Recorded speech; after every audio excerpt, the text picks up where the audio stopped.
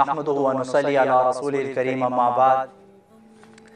First off, I would like to welcome all the brothers and sisters here in Masjid Yusufain on this night of Shab-e Barat.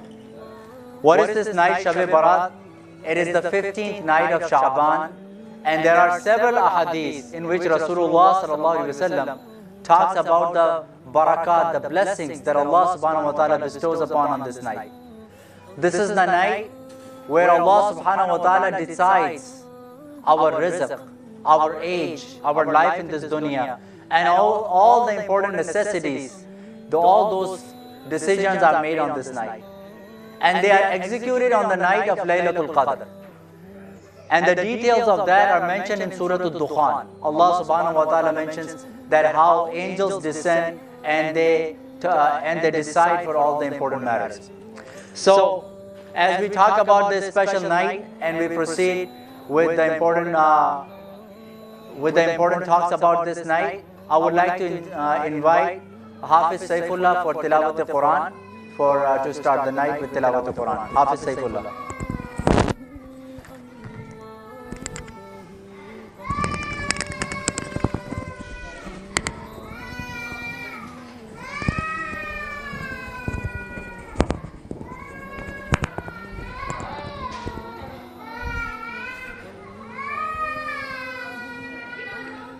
أعوذ بالله من الشيطان الرجيم بسم الله الرحمن الرحيم آمن الرسول بما أنزل إليه من ربه والمؤمنون كل آمن بالله وملائكته وكتبه ورسله لا نفرق بين أحد من رسله وقالوا سمعنا وأطعنا غفرانك ربنا وإليك المصير لا يكلف الله نفسا إلا وسعها لها ما كسبت وعليها ما اكتسبت ربنا لا تؤاخذنا إن نسينا أو أخطأنا ربنا ولا تحمل علينا إصرا كما حملته على الذين من قبلنا ربنا ولا تحملنا ما لا طاقة لنا به واعف عنا واغفر لنا وارحمنا أنت مولانا فانصرنا على القوم الكافرين صدق الله العظيم.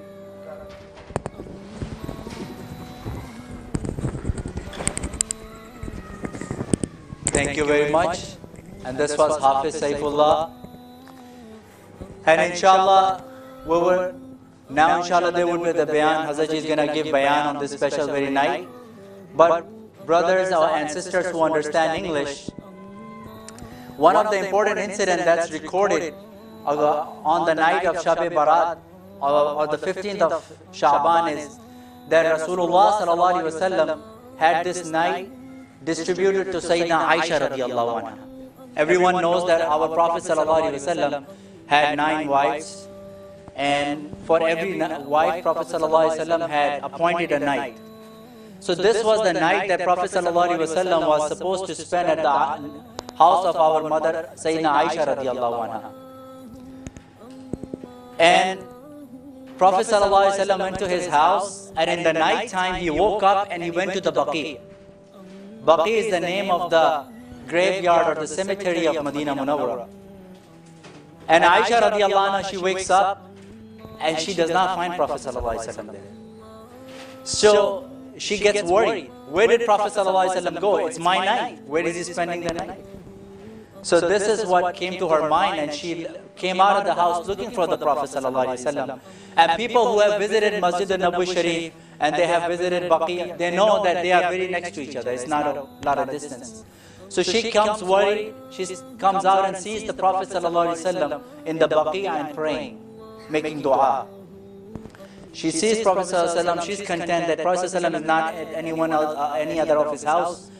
Because Prophet ﷺ, even though he would distribute his nights, he was not required to. If in today's time and age somebody wants to marry multiple wives, have 2, 3 or 4, then it is compulsory on them that he distributes evenly the nights. Everybody has to have their share. But Prophet ﷺ, he was not required, but out of a courtesy, he would still do it.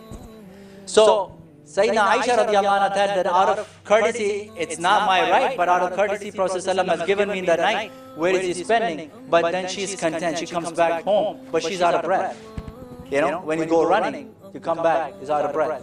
Prophet ﷺ returns to his home and he finds Aisha radiallahu anha, out of the breath, and he asks what happened. He said, I was worried as to where you were, if you were spending the night at one of your other wives. And Prophet ﷺ said that you think Allah and His Messenger is going to go unfair towards you? They cannot be unfair.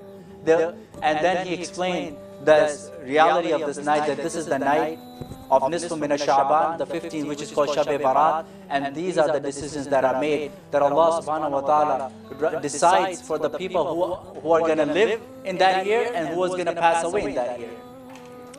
And then, so this becomes very important, and what rizq everyone is going to get for the whole year, like you make the budget of the whole year, this is when the budget is decided, how much person is going to live, how much he's going to get, and these are one of the things that these are the nights where you can change what Allah has written for you. Because the taqdeer is written by Allah subhanahu wa ta'ala. When we say that, taqdeer is something you can never change, this is with respect to us, yeah, you cannot change. No one can change except for Allah subhanahu wa ta'ala can change. So the du'as are the means to change that. Sometimes, we are so worried about our rizq that every night we are working, we are doing jobs and we are doing the business, everything. But when these special nights come, we do not make any decisions. We don't ask Allah subhanahu wa ta'ala. This is the time you get approvals, and the rest of the year you work and you get accordingly. Right? So this is the wise man's job, that you get approvals for the rest of the year, and then you work, and then Allah subhanahu wa ta'ala gives you your share. So, and there is much more to say about Shab-e Barat and other amal that inshallah Hazaji is going to tell us. So inshallah Hazaji is going to speak on Shab-e Barat.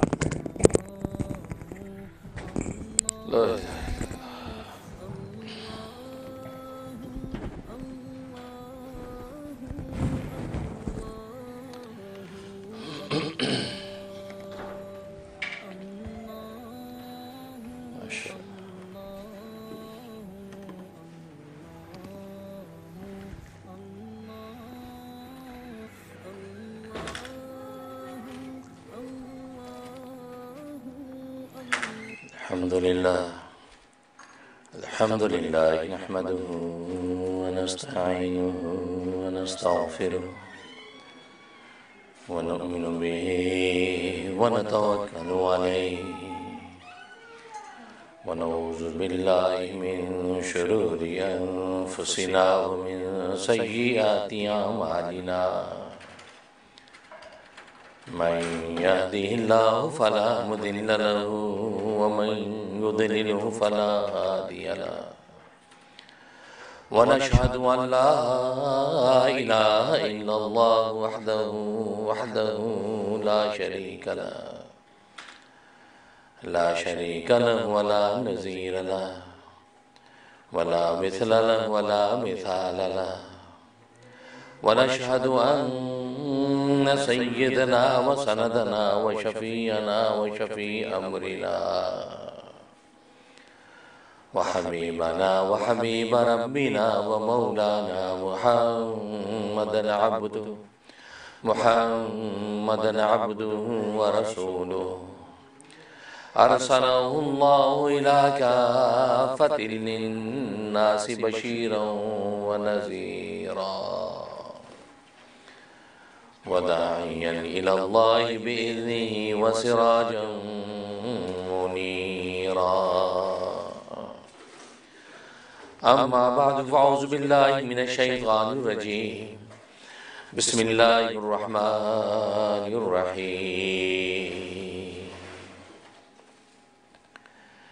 إنا أنزلناه في ليلة مباركة إنا كنا منذرين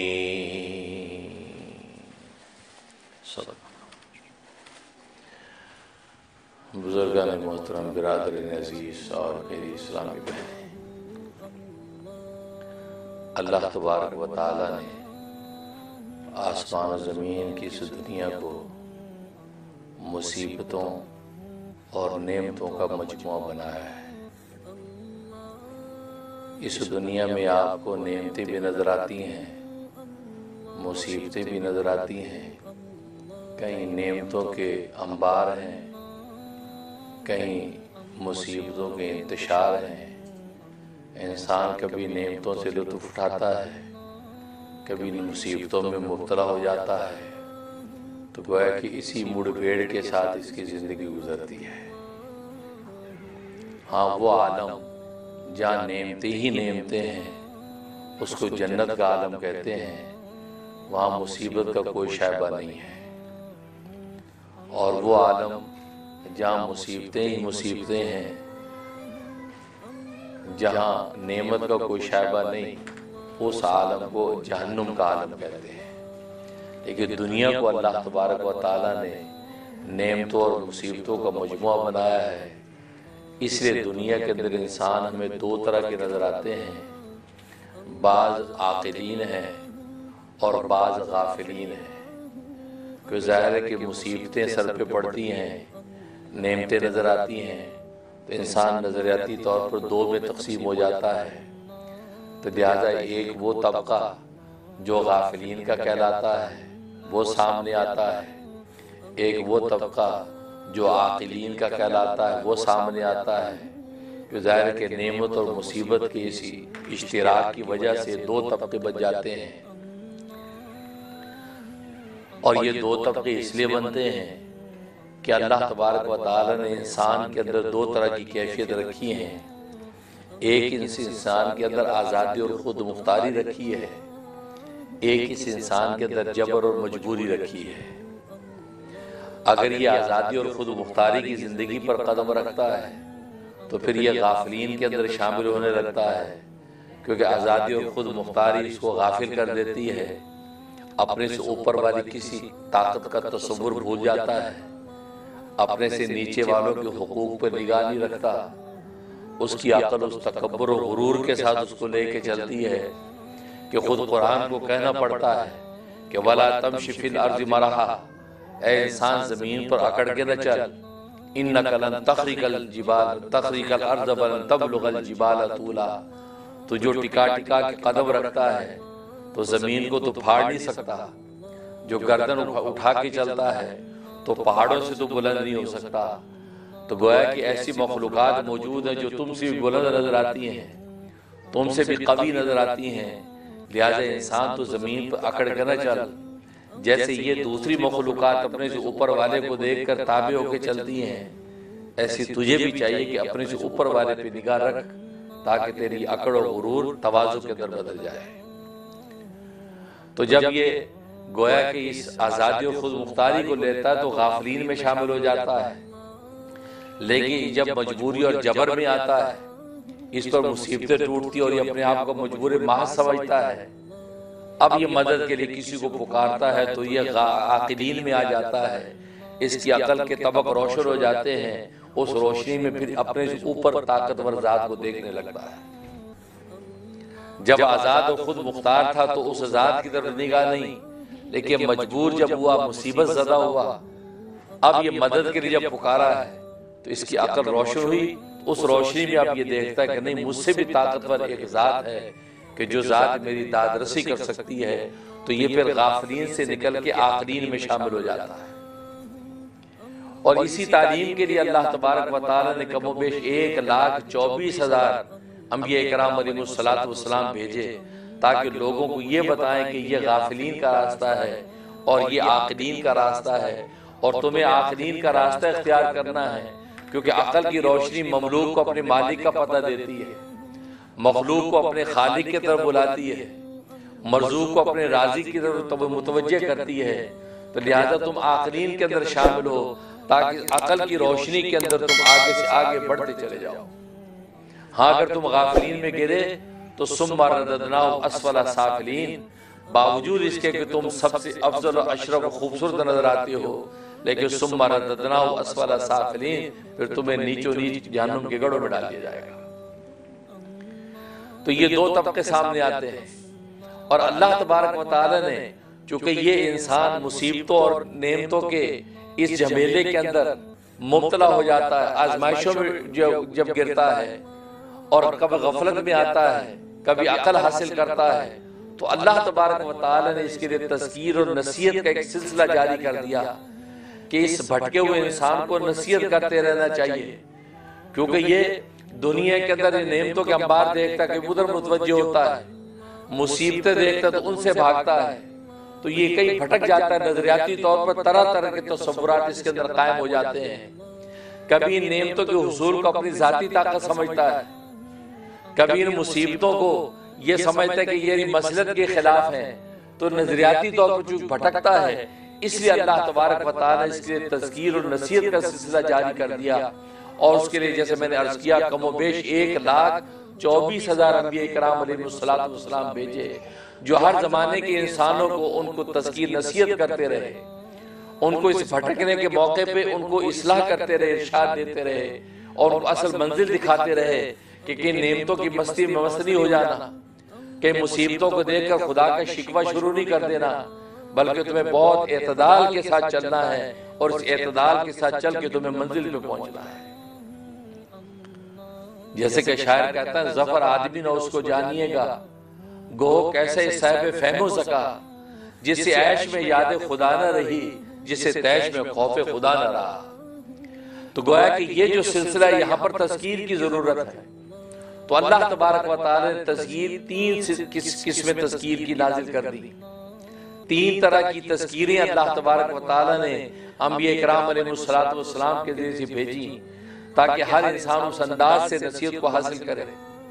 ایک تذکیر کہلاتی ہے تذکیر بھی آلاء اللہ، اللہ تبارک و تعالی اپنی نعمتیں جتلا کر تذکیر و نصیحت کرتے ہیں۔ دیکھو یہ بلند آسمان کس نے بنایا، یہ وسیع زمین کس نے بنائی، یہ رواں دریا کس نے جاری کیے، یہ خوبصورت آبشاریں کس نے اتاری، یہ کھانے پینے کے خزانے کس نے دیے، یہ زندگی کی نعمت تمہیں کس نے عطا کی، یہ صحت کی طاقت تمہیں کیسے ملی، یہ کھانے کا ہضم ہو جانا اور تمہیں قوت دینا کس نے کیا۔ تو گویا کہ اللہ تبارک و تعالی یہ دنیا بھر کی نعمتیں یاد دلا کے یہ کہتے ہیں فَبِأَيِّ آلَاءِ رَبِّكُمَا تُكَذِّبَانِ، تم اللہ کی کن کی نعمتوں کو جھٹلاؤ گے۔ تو یہ تذکیر بھی آلاء اللہ ہے کہ نعمتوں کو دیکھ کر انسان نصیحت پکڑتا کہ بھئی یہ نعمتیں واقعی یہ میرے بس کی بات تو نہیں ہے کہ میں ایک دانہ بھی پیدا کر سکوں، ایک جو پھل بھی بنا سکوں، یہ اللہ تبارک و تعالی کی لطف و عنایت ہے، اس نے مجھے یہ نعمت عطا کر رکھی ہے۔ تو گویا کہ وہ اپنے مالک کی طرف متوجہ ہو جاتا ہے، اس کو کہتے ہیں تذکیر بھی آلاء اللہ۔ دوسری تذکیر بھی ایام اللہ، گویا کہ پہلے وہ نافرمان قومیں کہ جنہوں نے اللہ تبارک و تعالی سے غفلت کا راستہ اختیار کیا، اللہ تبارک و تعالی نے انبیاء کرام علیہ السلام کے ذریعے سے ان کو مہلتیں دی، ان کو وقت دیا، ان کو پیچھے لوٹ جانے کا جو ہے گویا کہ اندیا دیا، لیکن جب انہوں نے نہیں مانا اور وہ آگے بڑھتے بڑھتے یہاں تک کہ غفلت کے گڑھوں میں جا گرے، تو اللہ تبارک و تعالی ان قوموں کو ہلاک کر دیا، صفحہ ہستی سے مٹا دیا۔ باوجود اس کے کہ معیشت میں سب سے طاقتور پھر بھی خدا نے ہلاک کر دیا، قوت و طاقت میں سب سے بلند پھر بھی ہلاک کر دیا، عہد و اقتدار اور قوت حکومتیں ان کے ہاتھ میں پھر بھی ہلاک کر دیا، اس لیے کہ وہ اللہ تبارک و تعالی کے جب نافرمان ہوئے تو اللہ تبارک و تعالی ان قوموں کو صفحہ ہستی سے مٹا دیا۔ اور ان واقعات کو اللہ تبارک و تعالی نے قرآن کریم کا حصہ بنایا، اپنی کتاب کے اندر نازل کر دیا، اور اپنی کتابوں میں نازل کر کے بتلایا کہ دیکھو اے لوگوں وہ پہلی قومیں جنہوں نے نافرمانی کا راستہ اختیار کیا تھا ان کو کس طریقے سے مٹا دیا، اگر تم نے بھی نافرمانی کا راستہ اختیار کیا تو خبردار اللہ تبارک و تعالی تمہیں بھی ہلاک کرنے پر قادر ہے۔ تو اللہ یہ گویا کہ تذکیر بھی ایام اللہ ان واقعات کو ذکر کرتے ہیں، وہ پہلے گزرے واقعات جس میں نافرمان قوموں کو تباہ کیا گیا، فرما برداروں کو بچایا گیا، اس کو کہتے ہیں تذکیر بھی ایام اللہ، اس کے ذریعے سے اللہ تبارک و تعالی نصیحت کرتے ہیں۔ اور تیسری تذکیر بھی ما بعد الموت، کہ مرنے کے بعد کیا ہونا ہے، قبر میں اور حشر میں کیا حالت ہونی ہے، اللہ تبارک و تعالی کے سامنے کیسے پیشی ہونی ہے، اللہ تبارک و تعالی تم نے کس کس بات کا سوال کرنا ہے، اور وہاں تم کچھ ادھر ادھر کی بات نہیں کر سکو گے، تم وہی بولو گے جو ٹھیک ٹھیک بات ہوگی۔ تو گویا کہ یہ تذکیر بھی بعد الموت، قبر کے اندر کیا حالت ہوگی، قبر کیسے تنگ ہو جائے گی، کیسے وسیع ہوگی، کس طریقے سے قبر کے اندر عذاب تمہیں پکڑے گا، کیسے منکر نکیر آئیں گے. تو گویا کہ بما بعد الموت، موت کے بعد کے احوال ذکر کر کے اللہ تبارک و تعالی انسانوں کو نصیحت کرتے ہیں. تو گویا کہ 3 طرح کی نصیحتیں کرتے ہیں، اور 3 طرح کی نصیحت اس لیے کرتے ہیں کہ انسان کے اوپر 3 طرح کے احوال گزرتے ہیں. زندگی کے 3 مراحل انسان پر گزرتے ہیں. پہلا انسان پر بچپن گزرتا ہے، دوسرا جوانی گزرتی ہے، اور تیسرا بڑھاپا ہے. یہ 3 زندگی کے مراحل ہیں، اس لیے نصیحت اور تذکیر بھی 3 طرح کی ہے، اور ہر ایک نصیحت کا ایک مرحلے کے ساتھ تعلق ہے. بچپن کا تعلق تذکیر بھی اعلیٰ اللہ کے ساتھ ہے کہ اللہ تبارک و تعالیٰ نعمتیں دکھلا کر جو نصیحت کرتے ہیں. اور ظاہر انسان میں جب بچپنا ہوتا ہے تو وہ نعمت کی چیزوں سے نصیحتیں پکڑتا ہے. اب چھوٹے بچے وہ کینڈی اور ٹافی سے خوش ہوتے ہیں، چاکلیٹ سے خوش ہوتے ہیں، تو گویا کہ وہ نعمتیں اگر ان کو دکھائیں تو بچے خوش ہو جاتے ہیں، راضی ہوتے ہیں. اسی طرح کا بچپن جن انسانوں کے اندر ہے جو باطنی اور روحانی طور پر بالغ بھی نہیں ہوئے، تو بچپنا جن کے دماغوں میں ہے وہ لذیذ نعمتوں ہی سے جو ہے وہ گویا کہ اللہ کی طرف آتے ہیں. اللہ تبارک و تعالیٰ ان کو اپنی نعمتیں دکھلاتے ہیں. دیکھو تمہارے دماغوں میں بچپنا ہے، تم اب اندر سے بالغ نہیں ہو، تو دیکھو یہ نعمتیں بھی تمہیں دے رکھی ہیں، لہذا نعمتیں دیکھ کر اب تم اپنے اللہ کی طرف آ جاؤ. دوسرا جوانی ہے. جوانی کا انسان جو ہے اس کے لیے تذکیر بھی ایام اللہ. کوئی جوانی میں انسان کڑیل ہے، طاقتور ہے، اور اپنی من مرضی سے قدم اٹھاتا ہے، من مرضی سے اپنی زندگی کے راستے ناپتا ہے. تو چونکہ اس پہ وہ کسی کی سنتا نہیں ہے تو قوت اور طاقت دکھاتا ہے، کہیں دولت و ثروت کی جو ہے وہ کا روپ دکھاتا ہے. اللہ تبارک و تعالیٰ ان کو وہ دکھا دیا کہ تم سے زیادہ طاقتور قوموں کو میں نے ہلاک کیا، تم سے زیادہ بڑے دولت مندوں کو میں نے ہلاک کیا، تم سے زیادہ اقتدار والوں کو میں نے ہلاک کیا. تو اپنی طاقت پہ مان نہ کرنا، بلکہ تذکیر بھی ایام اللہ دکھا کے اللہ تبارک و تعالیٰ اس کو ڈراتے ہیں. اس خوف کی وجہ سے پھر وہ اللہ تبارک و تعالیٰ کی طرف متوجہ ہوتا ہے. اور تیسرا تذکیر بما بعد الموت، اس کا بڑھاپے سے تعلق ہے، اس لیے کہ بوڑھے آدمی کے لیے اب موت کے بعد اب کو منزل نہیں ہے، موت اس کی آخری منزل ہے. بڑھاپے کے بعد موت، اس لیے کہ بچپن کے بعد جوانی کی امید ہے، جوانی کے بعد بڑھاپے کی امید ہے، لیکن بڑھاپے کے بعد سوائے موت کے کوئی اور منزل نہیں ہے. لہذا اس کو موت کا راستہ دکھا دیا کہ اے بوڑھے تو 60-70 سال کی عمر کو پہنچ چکا ہے، اب تیرے پاس سوائے موت کے گڑھے کے اور کچھ نہیں ہے. لہذا مرنے کے بعد کی زندگی کو تو نے کیا سامان کیا، تو نے اللہ کی کتنی عبادتیں کی ہیں، اس کے لیے کتنے سجدے پیش کیے ہیں، کتنی تسبیحات کیے ہیں، کتنی توبہ طائب ہو کر تو اپنی پہلی زندگی کے صفحے کو صاف کر کے خدا سے مغفرت مانگی ہے. تو گویا کہ تذکیر بما بعد الموت، تو موت کے احوال بتا کے اس کے بڑھاپے کو سنوارتے ہیں کہ بڑھاپے میں چند عرصہ رہ گیا، یہ اللہ تبارک و تعالیٰ سے توبہ کر کے خدا کو راضی کرنے والا بن جائے. تو تذکیر بما بعد الموت گویا کہ مرنے کے بعد کی زندگی کے احوال. تو بڑھاپے میں انسان اس کیفیت میں آتا ہے. تو گویا کہ اس انداز سے اللہ تبارک و تعالیٰ یہ تذکیر انسانوں کو کرتے ہیں. اور یہ اللہ تبارک و تعالیٰ کی رحمت ہے کہ سرکار دو عالم صلی اللہ علیہ وسلم کی برکت سے انسانوں کو یہ اپورچونٹی دے دی کہ تم اگر لمبی لمبی باتیں لمبے عرصہ نہیں کر سکتے تو میں مختصر وقت ایسے ہم بتا دیتے ہیں، اس وقت اگر سجدے میں گر گئے تو خدا اس سے راضی ہو جائے. یہ رسول اللہ اکبر محمد رسول اللہ، یہ سرکار دو عالم صلی اللہ علیہ وسلم کا صدقہ اور طفیل ہے کہ انسانوں کو اللہ تبارک و تعالیٰ نے یہ شارٹ کٹ ایسے عطا کر دی ہیں. ان شارٹ کٹس کے اندر انسان نے اگر خدا کی طرف قدم رکھ دیا، اللہ تبارک و تعالیٰ اسی پر بخشش کا فیصلہ کر دیتے. جبکہ پہلی قومیں لمبی محنتیں کرتی ہیں، ہزار سال تک روزے رکھتی ہیں، ہزار مہینوں تک جو وہ عبادتیں کرتی ہیں، پھر جا کر کی منزل پہ پہنچتی ہیں. لیکن اس امت کو کہا تم 1000 مہینوں تک عبادتیں نہیں کر سکتے ہو، 1000 مہینوں تک روزے نہیں رکھ سکتے ہو، 1000 مہینوں تک تم جہاد نہیں کر سکتے ہو، ظاہر تمہاری عمریں اتنی نہیں ہیں، تو ہم تمہیں ایک رات ایسی دے دیتے ہیں، اس رات کے اندر تم نے کچھ وقت اگر عبادت کر لی تو اللہ تبارک و تعالیٰ 1000 مہینوں سے زیادہ اجر عطا فرما دیتے. تو گویا کہ یہ فیصلے راتوں پر ہیں.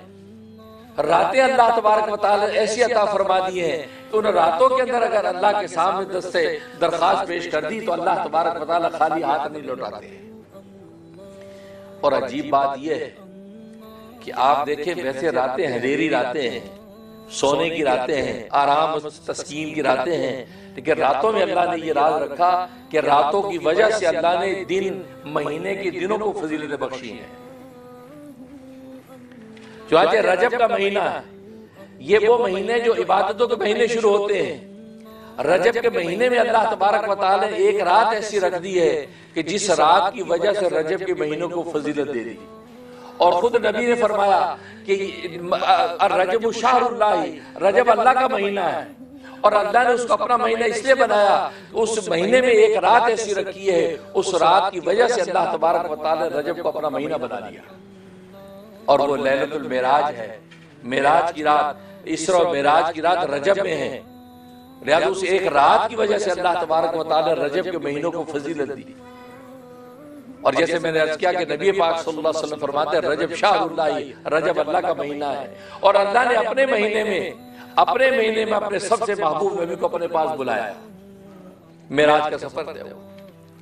اس کے بعد شعبان کا مہینہ آتا ہے، شعبان کے مہینے کو فضیلت دی۔ خود سرکار دو عالم صلی اللہ علیہ وسلم فرماتے ہیں کہ الشعبان شہری، شعبان میرا مہینہ ہے، سرکار دو عالم صلی اللہ علیہ وسلم کا مہینہ ہے۔ اس مہینے کی فضیلت کس وجہ سے؟ ایک رات کی وجہ سے ہے، اور وہ رات کون سی ہے؟ وہ لیلۃ البرات، یعنی شب برات جس کو ہم کہتے ہیں، شب برات کی وجہ سے اللہ تبارک و تعالی نے پورے شعبان کے مہینے کو فضیلت عطا فرمائی، کیونکہ راتوں کی وجہ سے فضیلتیں ہیں۔ جیسے ایک شاعر کہتا ہے بقدر القدی تکتسب المعالی، بقدر القدی تکتسب المعالی ومن طلب العلا سحر اللیالی۔ فرمایا کہ جس قدر تم محنت کرتے ہو اس محنت کی مقدار پر ہی تمہیں بلندیاں ملتی ہیں، اسی مقدار پر جتنی زیادہ محنت کرو گے، جتنا گڑ ڈالو گے اتنا میٹھا ہوگا، محنت پر ہے۔ اور فرمایا کہ اگر تم بلند مرتے اللہ تبارک و تعالیٰ کے ہاں چاہتے ہو تو پھر راتوں کو جاگا کرو، راتوں کو جاگا کرو، اس لیے کہ ویسے تو تمہیں لیلۃ القدر کی تلاش ہوتی ہے، لیکن اگر تمہیں رات کی قدر آ جائے تو ہر رات تمہاری لیلۃ القدر ہے۔ ہمیں راتوں کی قدر نہیں ہے، اس لیے ہماری لیلۃ القدر بھی لیلۃ القدر نہیں بنتی۔ جس کے راتوں کی قدر کو پہچان دیا، فرمایا اس کی ہر رات لیلۃ القدر ہے، کیونکہ راتوں کو اللہ تبارک و تعالیٰ آسمان دنیا پہ آ کے انسانوں کو پکارتا ہے کہ حل من مستغفر، ہے کوئی تم میں بخشش مانگنے والا میں اس کو بخش دوں، حل من مسترزق، ہے کوئی رزق مانگنے والا میں اس کو رزق دے دوں، حل من مبتلا، ہے کہ کوئی بیماری میں مبتلا میں اس کی بیماری دور کر دوں، اللہ قضا اللہ قضا۔ حدیث میں فرمایا کہ لوگوں کی ضرورتوں کا ایک ایک کا نام لے کے اللہ تبارک و تعالیٰ صبح صادق تک اعلان کرتے ہیں۔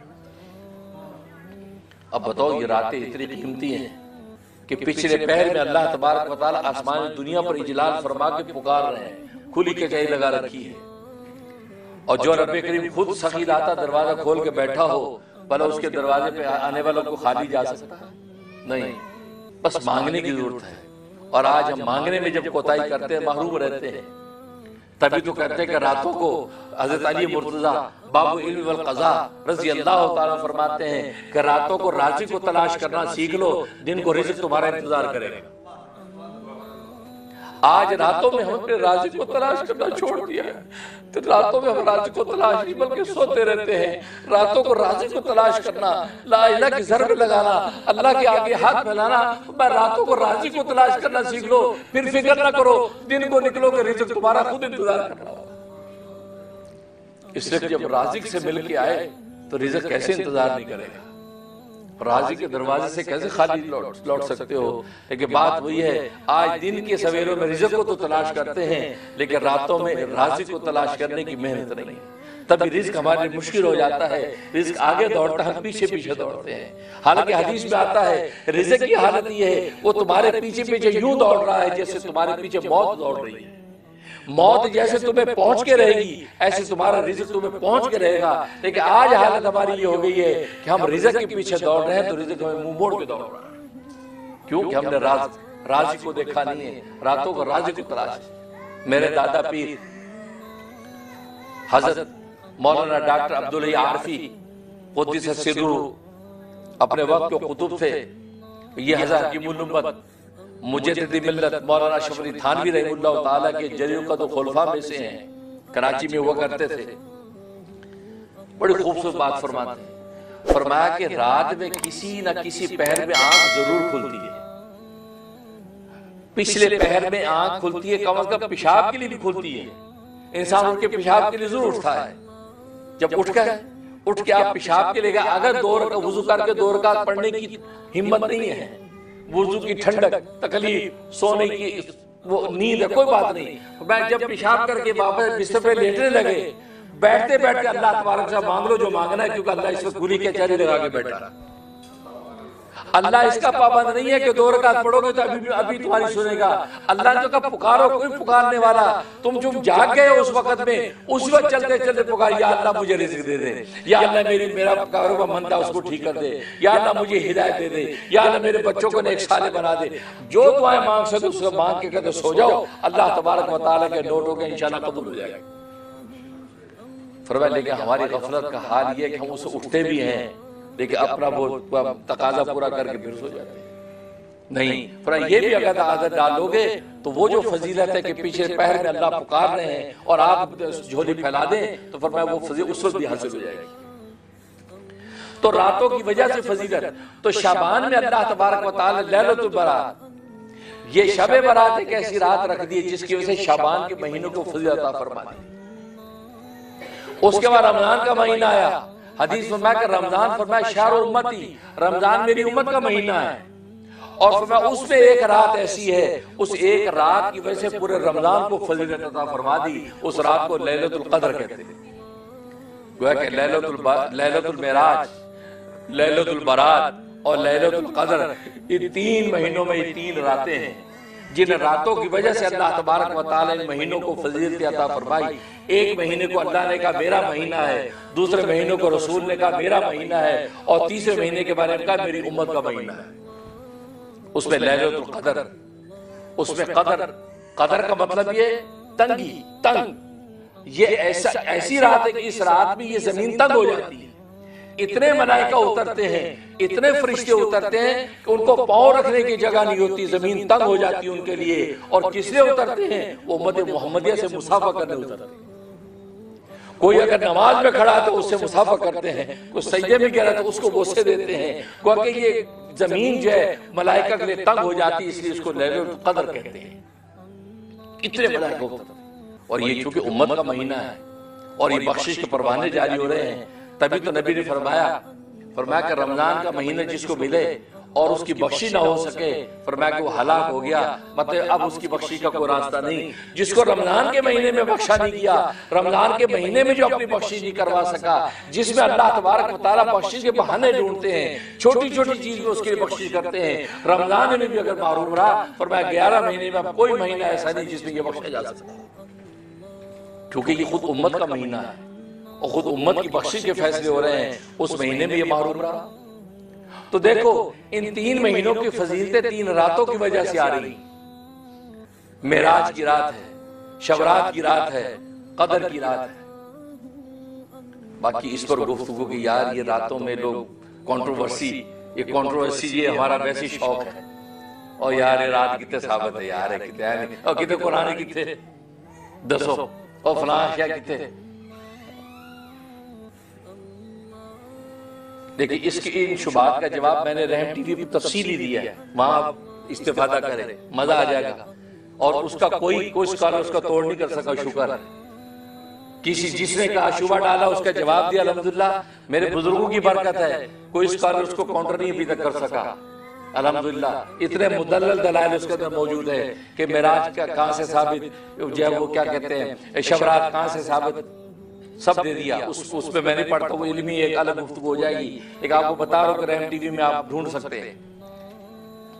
لیکن یہ راتیں یہ بخشش کے لیے، تو جیسے میں بتا رہا تھا کہ آخرین اور غافلین کے طبقوں میں اللہ تبارک و تعالی نے امت محمدیہ پہ یہ رحم کیا کہ ایسی راتیں عطا فرما دی ہیں، ان راتوں کے اندر اگر کچھ لمحے اللہ کے سامنے کھڑے ہو جاؤ گے، اللہ تبارک و تعالی آپ کو غافلین سے نکال کے آخرین میں شامل کر دیں۔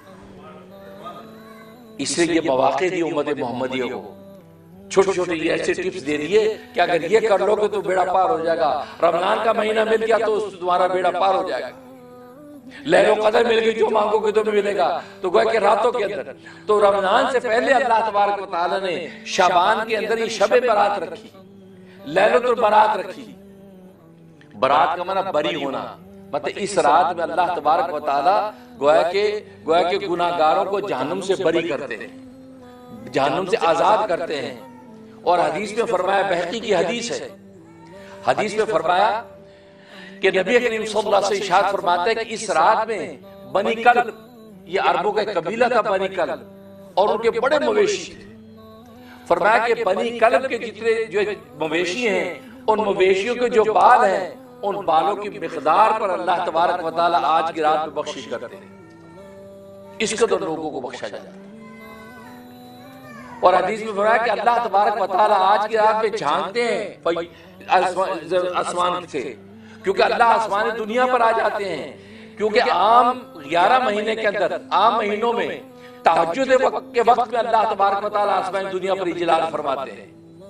یہ جو آسمان ہمیں دنیا سے نظر آتی ہے اس کو آسمان دنیا کہتے ہیں، وہاں سے اجلال فرماتے ہیں. اور آخری یعنی تہجد کے وقت میں اللہ یہ اعلان کرتے ہیں، ہے کوئی تم میں سے بخشش مانگنے والا میں اس کو بخش دوں، ہے کوئی رزق مانگنے والا میں اس کو رزق دے دوں، ہے کوئی بیماری میں مبتلا اس کی بیماری دور کر دوں. اللہ قضا اللہ قضا، جتنی ضرورتیں انسانوں کی کہہ کے اللہ پکارتے ہیں، یہاں تک کہ صبح صادق ہو جاتی ہے.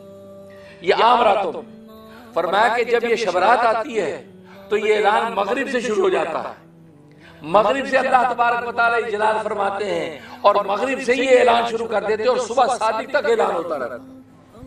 یہ وہ رات، صبح صادق تک اللہ تبارک و تعالیٰ یہ پکارتے ہیں کہ تم سے مانگنے والا مانگے، خالی ہاتھ نہیں جائے گا، اس کو اس کی جھولی بھری جائے گی. تو اس میں اتنے لوگ بخشے جاتے ہیں. یہاں تک حدیث میں آتا ہے کہ اللہ تبارک و تعالیٰ جھانکتے ہیں زمین کی طرف، فَيَغْفِرُ لِجَمِيعِ خَلْقِهِ، اور وہ ساری مخلوق کی بخشش کر دیتے ہیں، ساری مخلوق کی بخشش کر دیتے ہیں. فرمایا کہ مگر 3 لوگوں کی بخشش نہیں کرتے. ایک وہ جس نے ناحق کسی کو قتل کیا ہو، ایک وہ شخص کہ جو کینہ کپٹ دوسرے مسلمان بھائیوں کے لیے کینہ رکھا ہو اپنے اندر، اس کی بخشش نہیں کی جاتی. تو کہ قاتل نفس کی بخشش نہیں کی جاتی. اور اسی طریقے سے کینہ بغض رکھنے والے کی بخشش نہیں کی جاتی. گویا کہ 13 قسم کے آدمی ہیں، 13 قسم کے انسان جن کی آج کی رات بخشش نہیں ہوتی. اس اللہ یہ کہ وہ توبہ کر لے آج کی رات میں، تو اللہ تبارک و تعالیٰ اس کو بخش دیتے ہیں. ان میں فرمایا زانی کی بخشش نہیں کی جاتی، نہ ماں باپ کے نافرمان کی بخشش نہیں کی جاتی. اسی طرح فرمایا کہ وہ جگہ ٹیکس وصول کرنے والے کی بخشش نہیں کی جاتی، نجومی کی بخشش نہیں کی جاتی، غیب کی باتیں بتانے والے کے پاس جانے والے کی بخشش نہیں کی جاتی. گویا کہ اس طریقے اور ٹخنے سے تکبر کی وجہ سے نیچے تہمت لٹکانے والے کی بخشش نہیں کی جاتی. تو گویا کہ 13 قسم کے انسانوں کو اللہ تبارک و تعالیٰ آج کی رات میں بخشتے نہیں ہیں. یہاں فرمایا کہ شرابی کی، شراب پینے والے کی بخشش نہیں کی جاتی.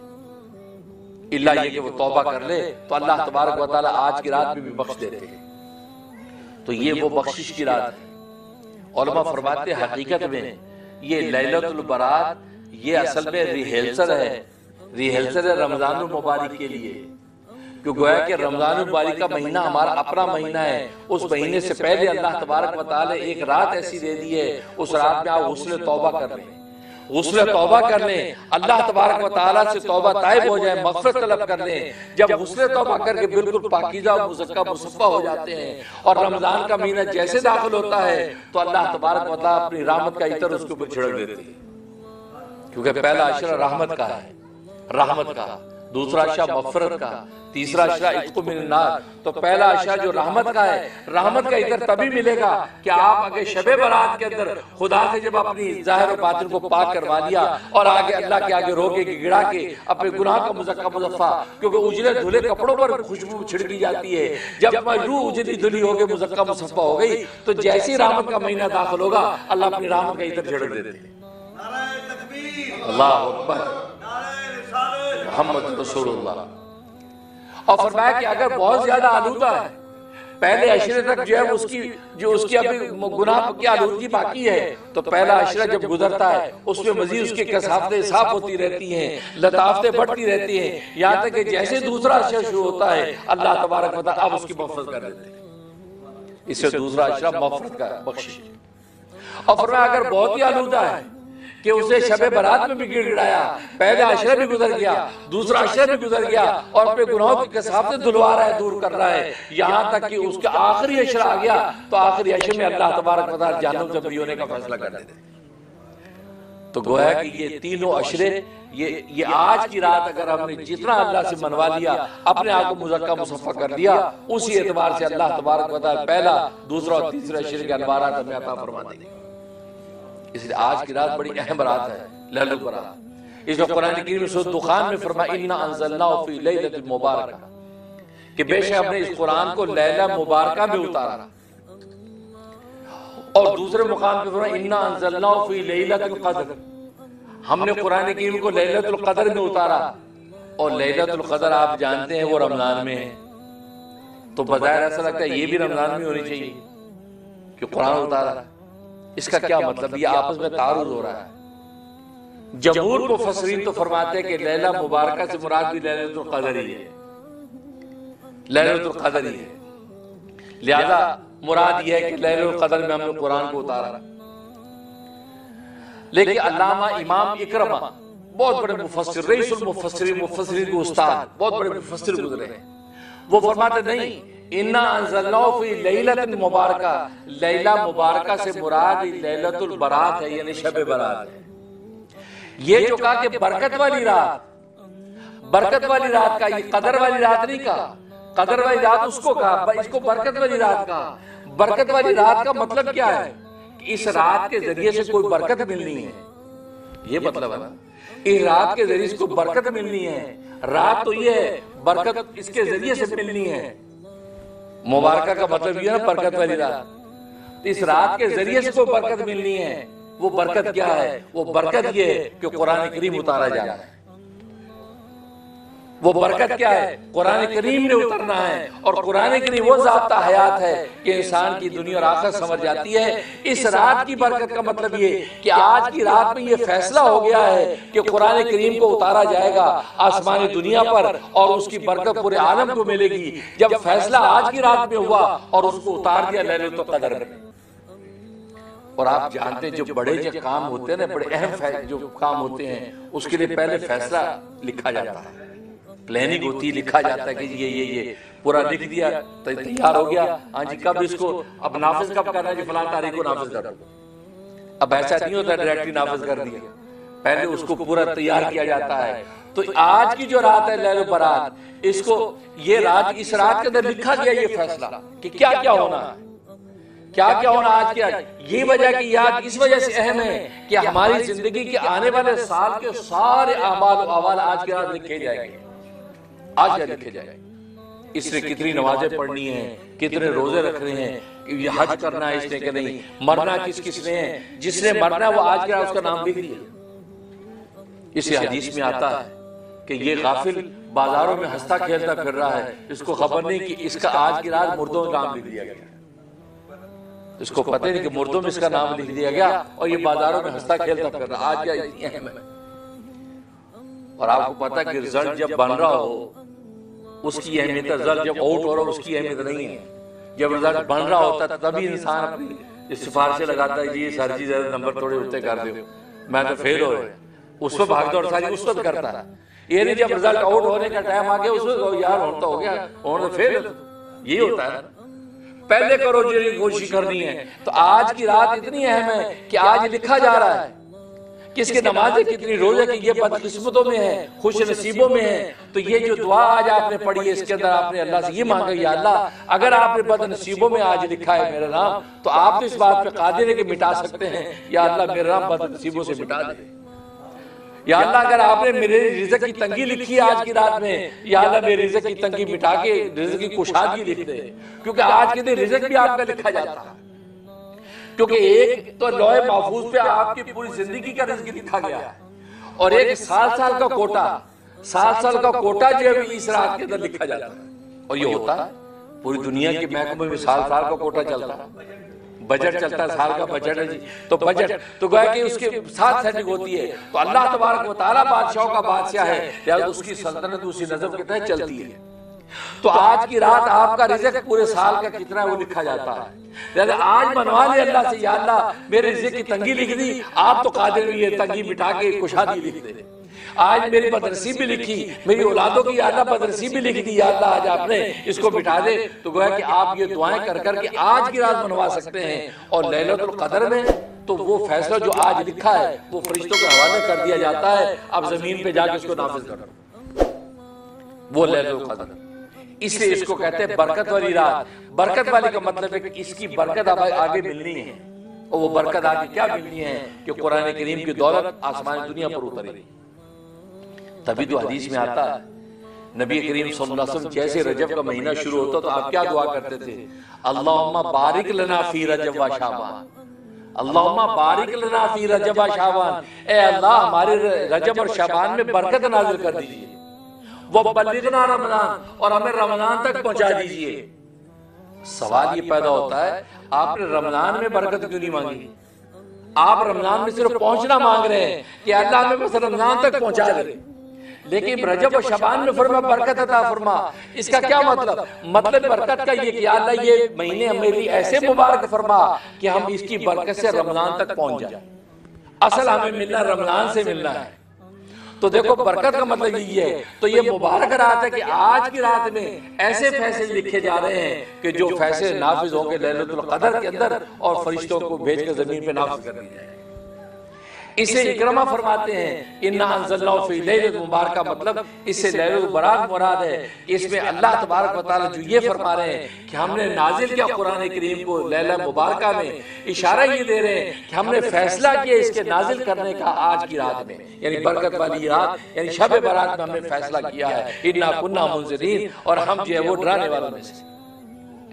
تو یہ اور فِيهَا يُفْرَقُ مِنْ كُلِّ أَمْرٍ حَكِيمٍ، اور پھر اس کے اندر جو فیصلے جا کے تقسیم کیے جاتے ہیں، مطلب وہ لکھے جاتے ہیں، اسے اس کو لیلۃ الصق بھی کہتے ہیں، یہ لکھی جانے کا اعمال۔ تو لیلۃ القدر کے اندر وہ نافذ ہو جاتے ہیں فیصلے، اور فرشتے زمین پہ آ کے اس کو نافذ کر دیتے ہیں۔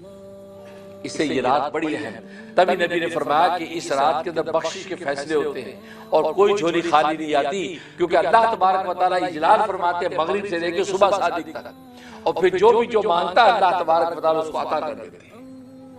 علماء نے لکھا کہ پوری رات جاگنا ضروری نہیں، پوری رات آپ جاگے، آپ آدھا گھنٹہ اللہ کے سامنے چند نفلیں پڑھ لیں، تلاوت کر لیں۔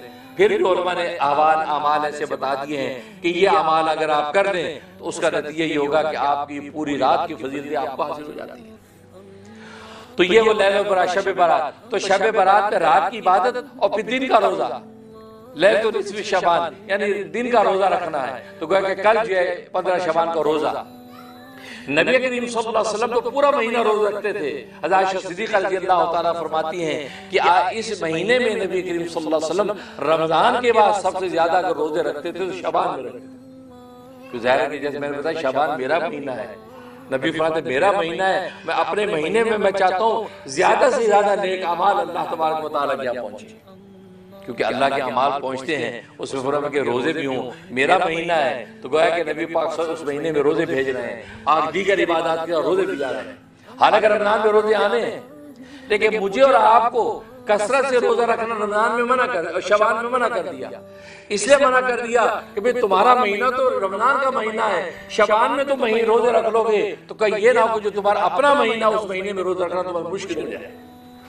اس میں رکھنے کی اجازت نہیں۔ ہاں آپ کو مصنون روزے رکھنے، جمعرات اور پیر کی عادت ہے وہ روزے رکھ لیں، ایام 20، 13، 14، 15 کی عادت ہے وہ روزے رکھ لیں، اس سے زیادہ، اور یہ 15 شعبان کا روزہ رکھ لیں، لیکن مسلسل زیادہ روزے رکھنے شعبان میں اس لیے منع کیا، فرمایا کہ یہ تو گویا کہ نبی کا مہینہ ہے، نبی رکھے کثرت سے، لیکن تم نہ رکھو، تمہارا مہینہ تو اگلا آ رہا ہے، تم رمضان کے مہینے میں جم کے روزے رکھو، اللہ تبارک و تعالیٰ اس وقت والے بخشش کے فیصلے کرتے ہیں۔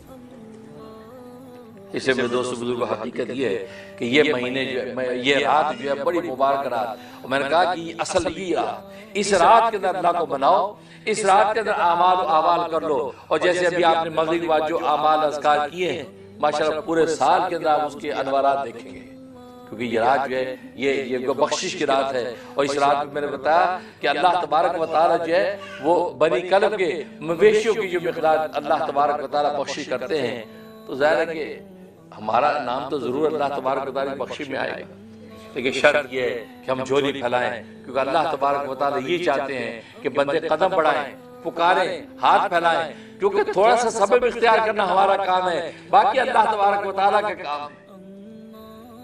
جیسے لکھا حضرت مریم علیہ السلام کو اللہ نے فرمایا کہ یہ اس کھجور کے تنے کو ہلا، حالانکہ وہ درد ذیل ہے، تکلیف میں ہے، وہ کھجور کا تنا کیسے ہلا سکتی ہے؟ مقصد یہ تھا کہ اس پہ ہاتھ رکھنا تیرا کام، ہلانا میرا کام۔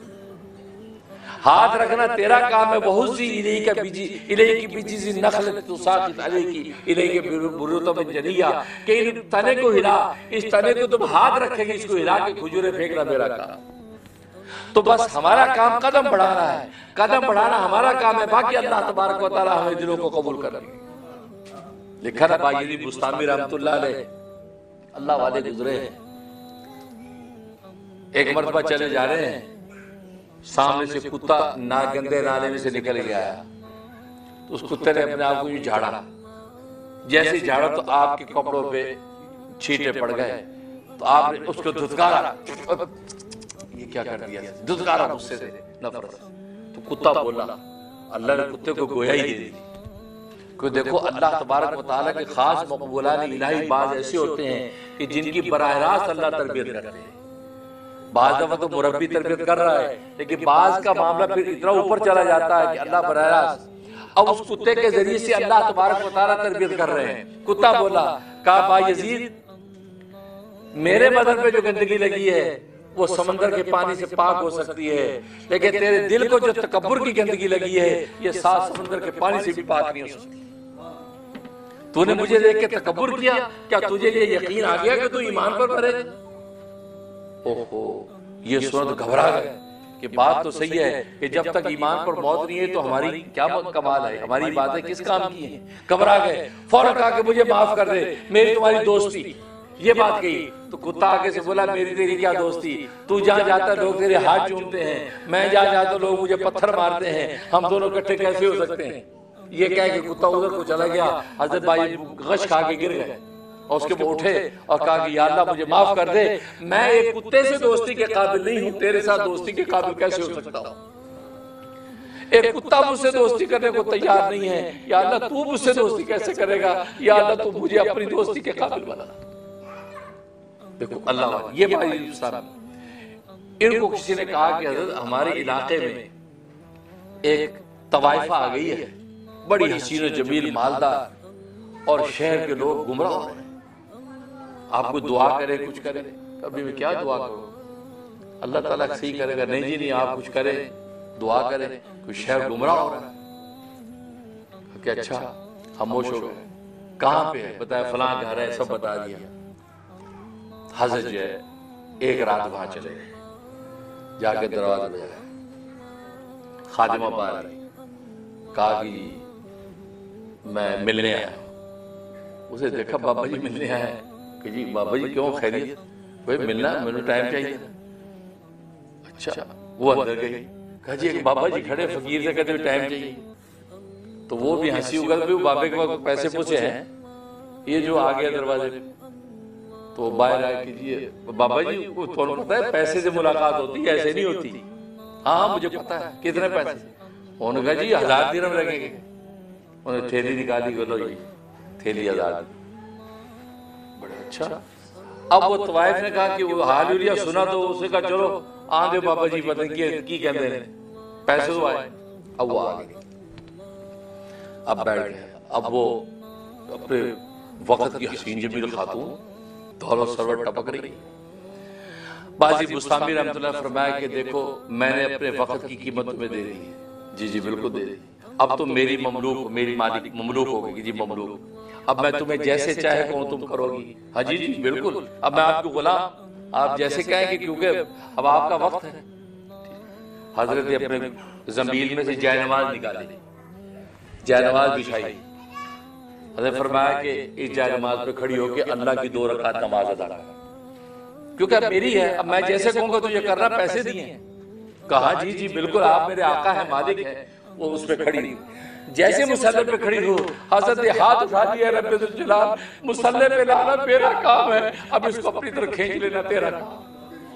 بھائی اتنا کہنا تھا، مسلح پہ کھڑی تھی، ایک دم چیخی زمین پر گری ہے، جب ہوش آیا ہے تو کہا کہ مجھے توبہ کروا دو، اس لیے کہ میرے دل کو اللہ نے پاک کر دیا ہے۔ فرمایا اپنے وقت کی عابدہ زاہدہ ہو کر بنی، بات کوئی مصلی پہ پہنچانا ہمارا کام ہے، آگے دلوں کو کھینچ لینا اللہ کا کام، تو کہو یا اللہ مصلی پہ آ کے میں کھڑا ہو گیا ہوں، نماز کے حقائق کیا ہیں، تیری عبادت کی لذت کیا ہے، ذکر کا مزہ کیا، ہمیں کچھ پتہ نہیں ہے، یہاں آ کے کھڑے ہم ہو گئے ہیں، یا اللہ عطا کرنا تیرا کام۔ ایک دن کر کے تو دیکھو، اللہ وہ عطا کریں گے آپ بیان بھی نہیں کر پائیں گے، کیونکہ اللہ تو کہتا ہے کوئی پکارے تو صحیح۔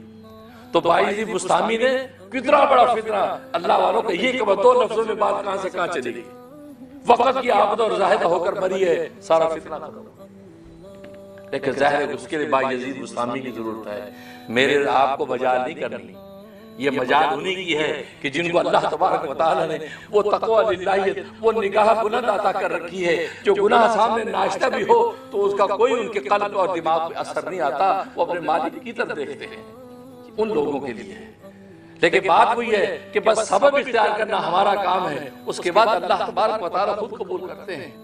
حضرت بشر حافی کے بارے میں آتا ہے، بشر حافی رقص و سرود کی محفل ان کے گھر میں چل رہی ہے، گانا بجانا چل رہا ہے، شراب کا دور چل رہا ہے، وہ ٹیک لگا کے بیٹھے بڑے تاجر تھے۔ تو ایک شخص دروازے پہ آتا، دروازہ بجاتا ہے، خادمہ باہر نکلتی، کیا بات ہے؟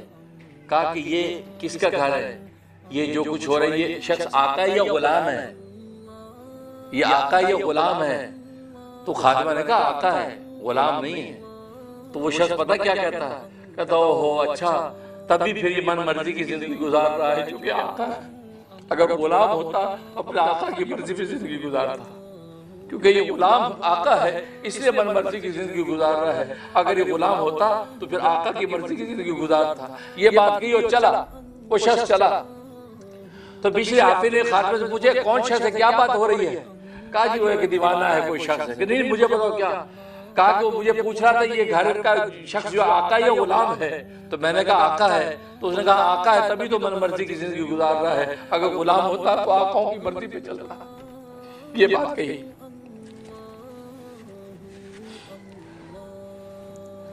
بشر حافی رحمت اللہ کا کہاں ہے وہ شخص؟ کہا کہ وہ چلا گیا۔ بشر حافی پیچھے دوڑے۔ اچھا چونکہ تخت سے اتر کے ننگے پیر دروازے تک آئے تھے تو ننگے پیر ہی دوڑے، اس شخص کو پکڑا، کہا کہ بھائی تو کون ہے، تو نے کیا بات کہی تھی؟ کہا کہ بھائی میں تو درویش آدمی ہوں، کیا ہوا؟ کہا کہ تو نے کوئی بات کہی تھی؟ کہا میں نے پوچھا تھا کہ یہ شخص یہاں کا یہ آقا یا غلام ہے، تو مجھے بتایا گیا کہ آقا ہے۔ میں نے کہا تبھی من مرضی کی زندگی گزار رہا ہے، اگر غلام ہوتا تو آقاؤں کی مرضی پہ زندگی گزارتا۔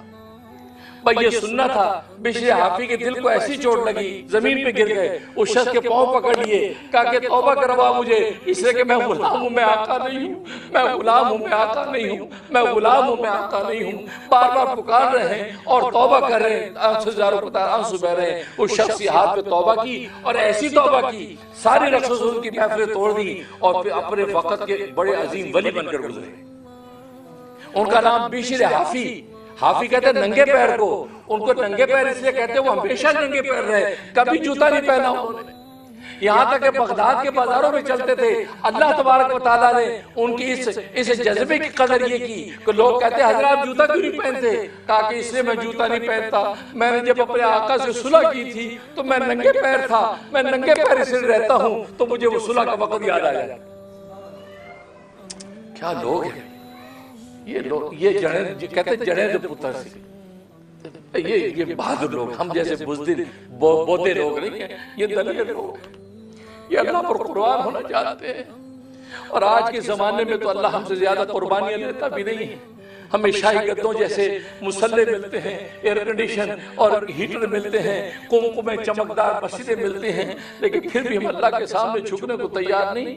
اللہ نے ہمارا کھانا بند نہیں کیا بلکہ یہ لذیذ سے لذیذ کھانے ہمیں عطا کیے ہیں، عمدہ سے پوشاکی عطا کی۔ اللہ صرف یہی کہتا ہے کہ مجھے ایک کو پکار لیا کرو، بس اتنا ہی کہتا ہے نا، لیکن ہم اتنے بودے اور کمزور ہیں، ہم اس پر ہی ڈھیر ہو جاتے ہیں، نفس و شیطان کا شکار۔ تو بشر حافی نے سب کا توڑ دیا اور کہا میں اسی ننگے پیر پھرتا ہوں تاکہ مجھے آقا سے صلح کا وقت یاد آ جائے۔ تو اللہ نے ان کی قدر کیا کی؟ یہ سننے والی بات، اللہ نے قدر یہ کی کہ جن راستوں سے بشر حافی گزرتے تھے ان راستوں پہ جانور جو ہے لیل نہیں کرتے تھے، جانوران نجاست نہیں کرتے تھے، تاکہ بشر حافی کے پاؤں نہ جوتا ہو۔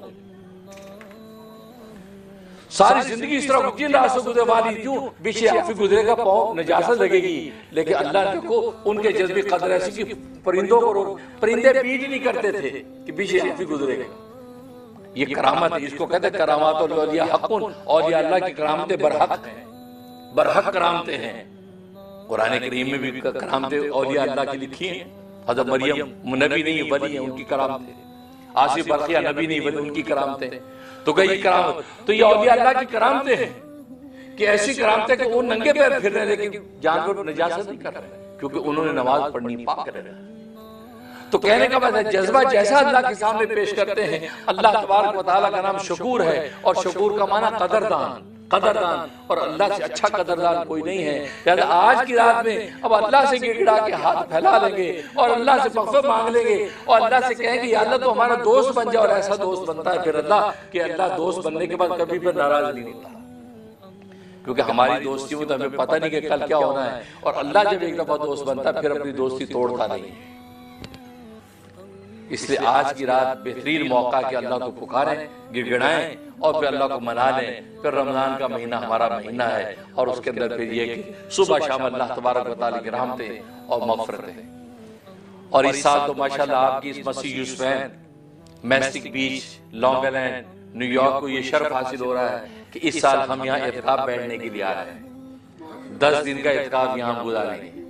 میں خود آؤں گا، میرے جو بھی متعلقین سلیکٹڈ لوگ ہم نے ان کو جو انوائٹ کیا ہے تو وہ بھی ہمارے ساتھ اعتکاف گزاریں گے پورے 10 دن۔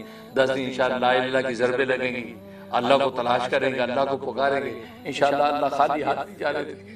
کیونکہ اعتکاف کا مطلب یہ اللہ کے گھر میں آ کے ڈیرہ ڈال دیا کہ اللہ تجھے پانا ہی پانا ہے، اور جس کے گھر میں ڈیرہ ڈال دیں، عام سخی داتا کے دروازے پہ چلے جائیں، وہ خالی ہاتھ لوٹاتا نہیں۔ یہ تو سخیوں کا سخی ہے، جب اس کے گھر میں آپ بوری بسا لا کے ڈال دیتے ہیں تو یہ یقیناً مل جاتا ہے، اور جس کو خدا مل جاتا ہے اس کو ساری خدائی مل جاتی ہے۔ اس لیے امام رومی فرماتے ہیں، حدیث میں آتا ہے کہ فرمایا کہ حدیث قدسی ہے کہ لا یسعنی ارضی ولا فی السمائی، کہ میں آسمان و زمین کی وسعتوں میں نہیں سما سکتا ہوں، میری ذات اتنی بڑی ہے، میری کبریائی اتنی بڑی ہے، ولکن یسعنی فی قلب عبد المؤمن التقی، لیکن جب میں سمانے لگتا ہوں تو مومن متقی کے دل میں سما جاتا ہوں۔ اور فرمایا امام مومن نے جس دل میں خدا آ جاتا ہے وہ دل ساری کائنات سے اچھا ہے۔ اس دل پر فیصلے ہیں جو یہ قلب سلیم لے کر اللہ کے سامنے پیش ہوگا، اللہ اسی بنا پر اس کے جنت کے دروازے کھول دے گا۔ اس لیے تو اعتکاف انشاءاللہ ہم 10 دن یہاں بیٹھیں گے، اور آپ حضرات بھی اس میں نیت کریں جو کر سکتے اور کرنا چاہیے۔ 10 دن یہاں اعتکاف ہمارے ساتھ شب و روز گزاریں، لا الہ الا اللہ کی ضربیں لگی، خدا کو پائیں گے، انشاءاللہ معاملات ہوں گے۔ بڑی امید ہے کہ انشاءاللہ اللہ تبارک و تعالیٰ ہمیں ضرور ملے گے۔ اللہ سے دعا ہے کہ اللہ تبارک و تعالیٰ عمل کرنے کی توفیق عطا فرمائے۔ وآخر دعوانا الحمدللہ رب العالمین۔ الحمدللہ رب العالمین، ربنا تقبل منا انک انت السمیع العلیم وتب علینا انک انت التواب الرحیم۔ اللہم انا نسألک العفو والعافیۃ فی الدنیا والآخرہ، اللہم انا نسألک حیاۃ طیبۃ ومیتۃ سویہ۔ ربنا آتنا فی الدنیا حسنہ وفی الآخرۃ حسنہ وقنا عذاب النار وقنا عذاب القبر وقنا عذاب الحشر وقنا عذاب المیزان۔ یا اللہ ہمارے گناہوں کو معاف فرما، یا اللہ ہماری خطاؤں سے درگزر فرما، یا اللہ ہماری نیکیوں کو قبول فرما، یا اللہ ہم تمام حاضرین ناظرین کی جائز دلی مرادیں پوری فرما۔ یا اللہ رحم ٹی وی کے ذریعے سے دنیا بھر میں ناظرین جو ہمارے ساتھ شریک ہیں، یا اللہ سب کی جائز مرادیں پوری فرما۔ یا اللہ آج شب بارات ہے، اور آج تو یا اللہ جہنم سے بری ہونے کے فیصلے ہو رہے ہیں، یا اللہ ہم سب کے لیے مغفرت فرما، یا اللہ ہم کو سب کو جہنم سے بری فرما، یا اللہ ہماری نیکیوں کو قبول فرما، یا اللہ گناہوں کو ختم فرما، یا اللہ میں خاتمہ بالایمان نصیب فرما۔ یا اللہ جو احباب تشریف لائے ہیں سب کی جائز مرادیں پوری فرما، دنیا میں بھی عیش و آرام کی زندگی عطا فرما، آخرت میں بھی عیش و آرام کی زندگی عطا فرما۔ یا اللہ ہمیں جہنم کے عذاب سے محفوظ فرما۔ ربنا آتنا فی الدنیا حسنہ وفی الآخرۃ حسنہ وقنا عذاب النار وقنا عذاب القبر وقنا عذاب الحشر وقنا عذاب المیزان۔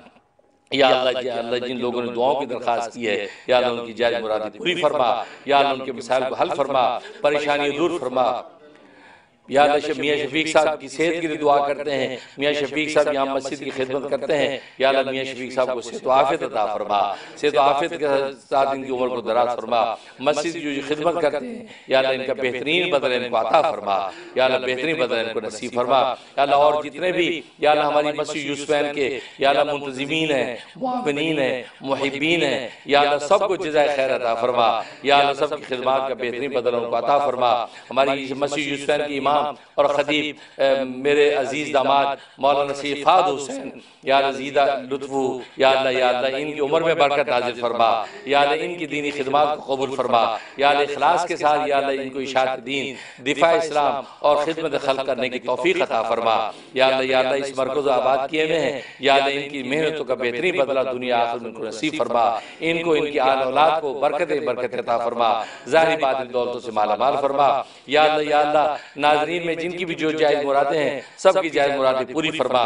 یا اللہ رمضان کا مہینہ آ رہا ہے، یا اللہ رمضان کی حقیقی برکت رحمت میں نصیب فرما، یا اللہ ہم نے مسجد یوسفین میں یا اللہ اعتکاف بیٹھنے کا ارادہ کیا ہے، یا اللہ ہماری ارادے کو شرف قبول عطا فرما، یا اللہ ہر طرح کے عوارضات سے محفوظ فرما، خیر و عافیت کے ساتھ یا اللہ اعتکاف بیٹھنے کی یا اللہ ہمیں توفیق عطا فرما، یا اللہ جو احباب یہاں آنا چاہتے ہیں یا اللہ خیر کے ساتھ یا ان کو یہاں پہنچا، یا اللہ ان کو یا اللہ تو اپنے سچی محبت عطا فرما، یا اللہ ان کا آنا ان کے حق میں مبارک فرما۔ ربنا تقبل منا انك انت السميع العليم وتب علينا انك انت التواب الرحيم اللهم انا نسألك العفو والعافية في الدنيا والآخرة اللهم انا نسألك حياة طيبة وميتة سوية، یا اللہ اپنے کرم سے جو مانگا وہ بھی عطا فرما، جو نہیں مانگا مانگنا چاہیے تھا یا اللہ وہ بھی عطا فرما، یا اللہ دنیا میں جہاں جہاں اولیاء کاملین تجھ سے مانگ رہے ہیں ان کے مانگنے میں ہمیں شامل فرما، یا اللہ ان کے یا ہمارے مانگنے میں ان کو شامل فرما، یا اللہ اپنے کرم سے سرکار دو عالم صلی اللہ علیہ وسلم کے صدقے اور طفیل سے یا اللہ ہماری دعاؤں کو قبول و منظور فرما، یا اللہ امت کے اجتماعی گناہوں کو معاف فرما، سرکار دو عالم صلی اللہ علیہ وسلم کو یا اللہ مقام محمود پر فائز فرما۔